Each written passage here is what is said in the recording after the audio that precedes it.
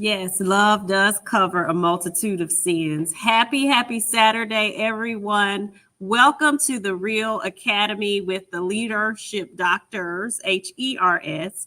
I am Dr. Sheikah Houston, and this is episode 114. Thank you all for joining us. Good morning, everybody, and happy Saturday.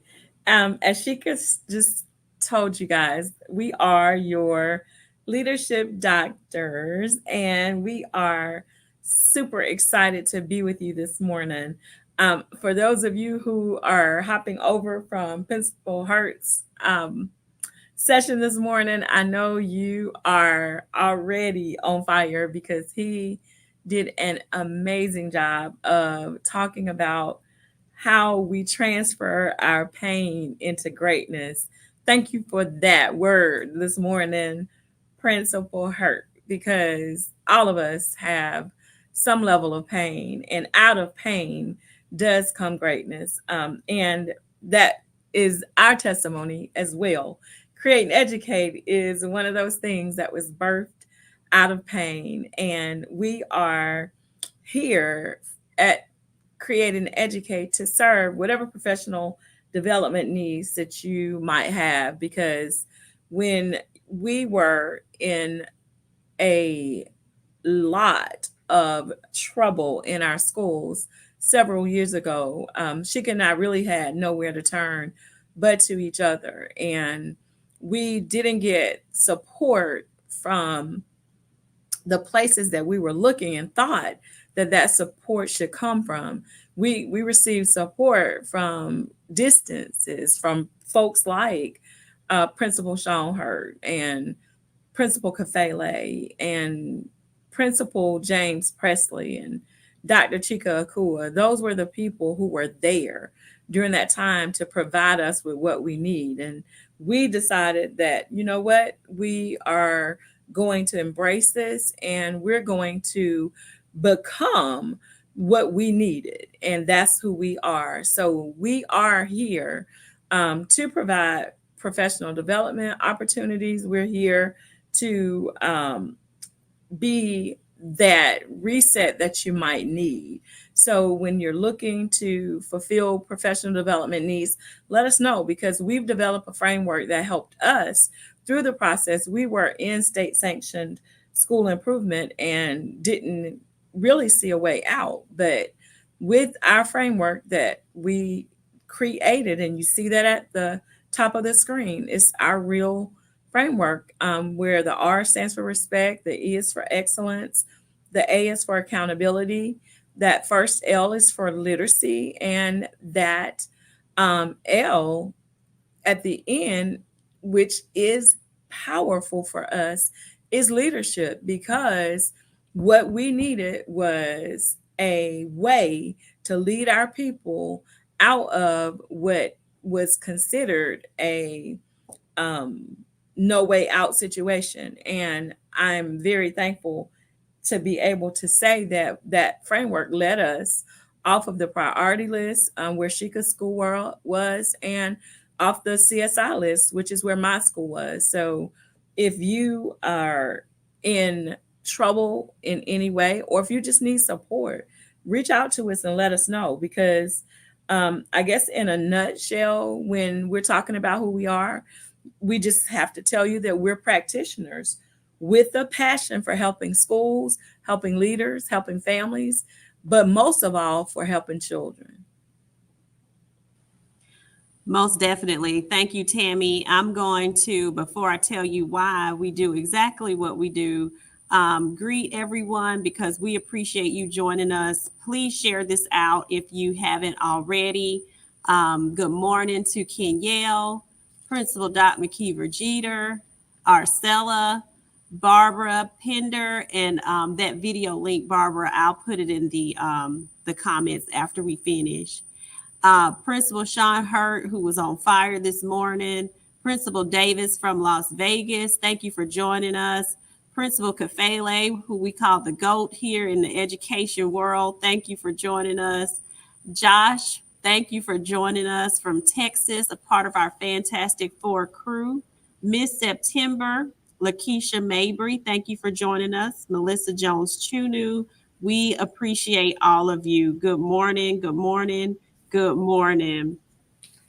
Tammy told you a lot about what we do and why we do it. And we also, I'm just going to add a few things to that. We definitely want to help the people who are serving our most vulnerable population on earth, and that is our children.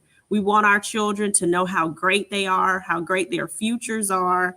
And if we're not helping the people who support our children, sometimes those dreams, their dreams and their futures won't be what it needs to be. So we do this through our leadership coaching, for teachers, for instructional leaders, for leaders, and also through our professional development that we offer on the MTSS process, school improvement, anything leadership. Tammy and I have 48 years of experience in education. So a lot of the things that have been experienced in the school improvement process or at a school are things that we are very familiar with. So if you need PD for your staff, if you want to pour into your people with letting them know how much you believe in them, by allowing them to go through our Aspiring Leaders Coaching Program or their Leadership Coaching Program, please visit our website and fill out the contact form. So we're going to get started. That brings us to our topic for today. And as you saw from the intro video, it has a lot to do with what we're talking about today, and it is overcoming imposter syndrome in school improvement. And this is still a part of our series. When we first started off, it was, so you received the F rating, now what? We're still continuing in that series. If you haven't already shared the feed out, don't keep this all to yourself. Make sure you have shared it and invited some people to join us. So I wanted to start today by looking at what exactly our grading system does to our schools. So I added to the slideshow from this morning, and I just put up some of the words that are included in our federal accountability rating system. So excellent. These are some of the pictures that populated for excellent: gold medal, stars, and a certificate. You know, if you excellent, you know you're gonna get the prize. This is, you know, talking about in that vein of labels. Good. You know, we still see the sun shining. We happy. We're jumping up with balloons. Thumbs up. Okay. You know, if you good, you're doing good. Average. These are some of the signs that populated. And as I'm putting these up, put some emojis of, you know, what you consider some of these things bring to mind for you in the comments. But this is what came up, you know, just that straight face. Stop being average for average. Below average. This picture says you are below average, and the person that's being told they are below average is saying back, you're mean. Scrunched up face with below average. Frustration, anger with below average. And then unsatisfactory. You know, we really are down in the dumps with unsatisfactory. We're sad. You know, we in the dark almost, just one little light on. We, you know, not smiling. The posture has changed. Everybody hunched over, thumbs down. So when we are looking at some of the labels that goes along with our own labeling system in education, we kind of have to ask ourselves, you know, what are we doing with our own labels? And so these labels, they do something to leaders, to teachers, to students, to districts and communities. So that was why I chose the intro video we chose the intro video is because the power of labels is really powerful. We have to really understand what those labels do to people. But also at the end, it showed how that power of love does something as well. And when you're really doing something for the love of children, when your why goes back to that passion of I've got to do this because somebody's future is attached to what I'm doing, you know, that is a different thing, a different type of passion in your why. So let's look at actually what imposter syndrome is or is defined as before we go any further. Tammy's going to tell us that. So just to kind of echo what Sheikah has said about those ratings, as we continue the discussion this morning, think about that. Just think about it as we're talking through what happens to people when they get a label attached to them, especially if it's one that's less than favorable. So let's just talk about the imposter syndrome based on an article that Latrice Younger, she actually is the founder of the Black Women Education Leaders. And she has actually been on with us on the collaborative.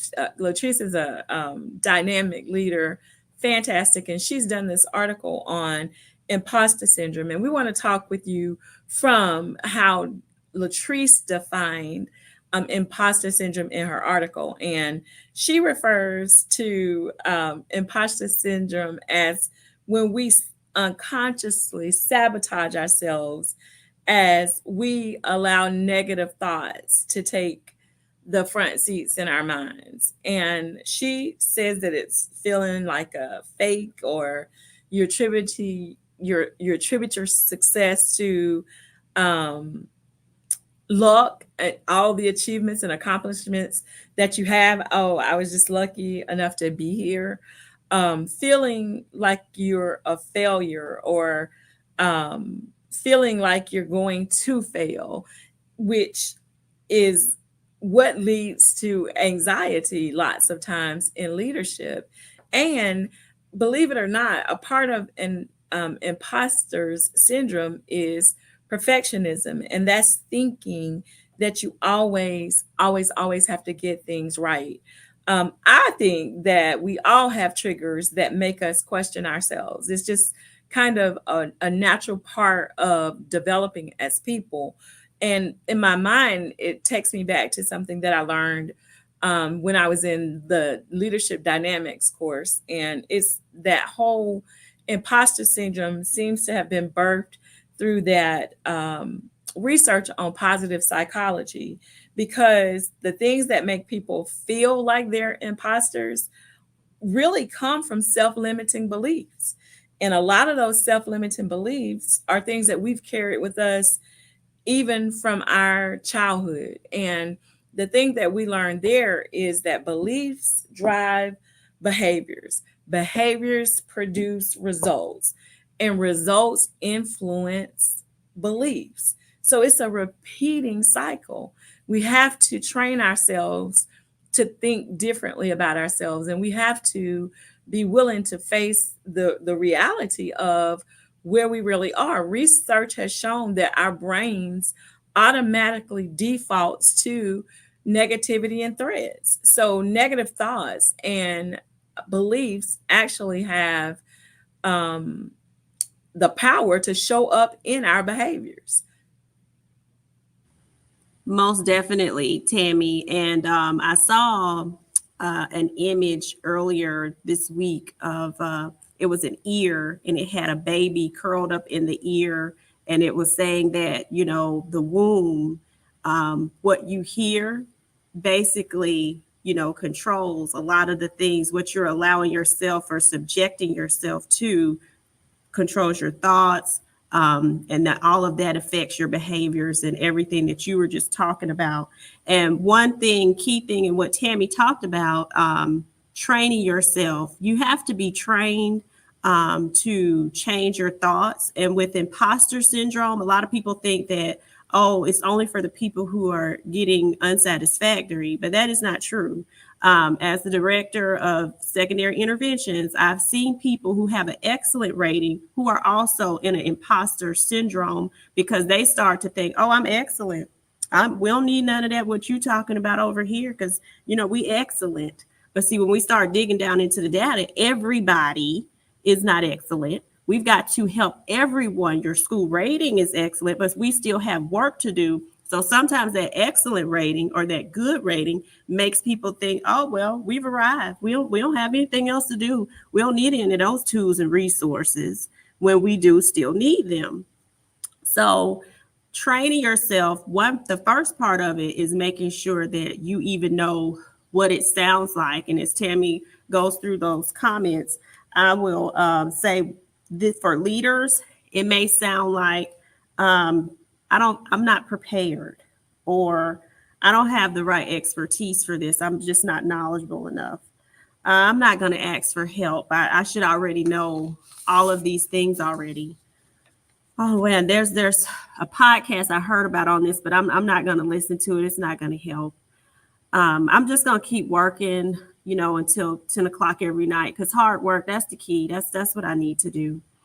Did I make the right choice? Oh, I really don't know. Well, we improved a little bit. I guess that's okay. So, these are the types of thoughts, like Tammy talked about, that negativity, that questioning, never really knowing if you're listening to the right voice. If you're a believer, that's discernment, where you have to know which voice that you're hearing that you need to listen to. It also looks differently for teachers, and as coaches, that's something that we help you do to block out that noise, identify that right voice. So Tammy's going to talk about what that looks like for teachers and what that sounds like. Definitely. And when you have teachers who are feeling like imposters, you might hear them saying, like, I think I might be in the wrong profession. Now, and don't mix that up. Like she could say it, you have to really have discernment, because some of them might be in the wrong profession. But when you find a really good teacher who is jam up, high quality, but just feeling like she's failing or he's failing, that might be a part of this imposter syndrome. So you want to encourage them in the way. But you hear them saying things like, oh, I know that I'm going to bomb my observation. And there's no reason for them to think that when they provide quality instruction in the classroom every day. And you're trying to cultivate a culture where there's no such thing as bombing an observation. If you didn't have a good one, we talk about it and reflect on it so that we can talk about what needs to be changed. I don't know what I'm doing. I just don't know anymore what I'm doing. I can't get control over this classroom. I'm never going to be able to teach well. This is why good relationships, honestly, great relationships have to be in place when coaching teachers. We have to posture ourselves in a way that there are coaching conversations that make teachers feel safe to be able to talk with us about anything. And in our teacher leader coaching program, these are some of the things that some teachers are struggling with. But if that relationship is in place, then you don't have the problem. When it isn't though, you can never hear the true hearts of teachers because they're afraid to be vulnerable. Most definitely, Tammy. And we rarely talk about how imposter syndrome impacts our students, but students also can experience imposter syndrome a great deal. And when you talked about that anxiety, the uptick in the amount of anxiety that we're seeing in students now, I think comes from a lot of the imposter syndrome that children are experiencing that we're not really trained to recognize, or we don't talk about it a lot. So we wanted to make sure that we brought it up here. We know we only have about 3 minutes left and we'll have to continue this next week. But for students, this may sound like, oh, I made it into GT or gifted and talented, but am I smart as everybody else? I don't see anybody sometimes for babies that look like us, but they're in a room full of people that don't look like them. Should I be here? I don't see anybody else that looks like me. Am I in the right place? I'm not that smart. I didn't make it to GT. Oh, I'm in RTI. Does that mean I'm not smart? What does that mean? Oh, I'm in special services. I don't see any of my other friends here though. So what does that say about me? Am I going to graduate? I'm not that athletic. Oh man, I'm not that good at anything. No one really likes me. I'm not a part of a group here. I don't really belong to anything. So when we think about what this sounds like for our children, is anybody paying attention? Or are we just looking at the standards, checking off boxes, making sure that we're doing all of the stuff that somebody told us to do to make sure that report card needs to look like it's going to look? And the report card is important. We do have to do things, but if we don't attend to the needs of what's right in front of us, if we don't truly serve our children where they are, if we don't even recognize that they don't even know who they are, or they're struggling with their identity or to fit in or to belong, we've missed it. And we're not going to reach the mark because we haven't even done the basics. So it is almost time for us to transition over to Principal Kafele's page. We are going to give you those strategies to overcome imposter syndrome on next Saturday. So please continue to tune in to the Fantastic Four. Remember that we're Create and Educate. We create spaces that thrive. On Sunday, join Josh and Dean on Unlock the Middle at 7:30. Throughout the week, you'll get to hear Dr. Roz and Coach Williams, also Dr. Cheryl Thompson. And back on Saturdays is Principal Sean Hurt, who keeps us on fire right at 10 a.m. every Saturday, and right back with us at 10:30. So join us next for Principal Kafele at 10:55. Thank you all so much for joining us.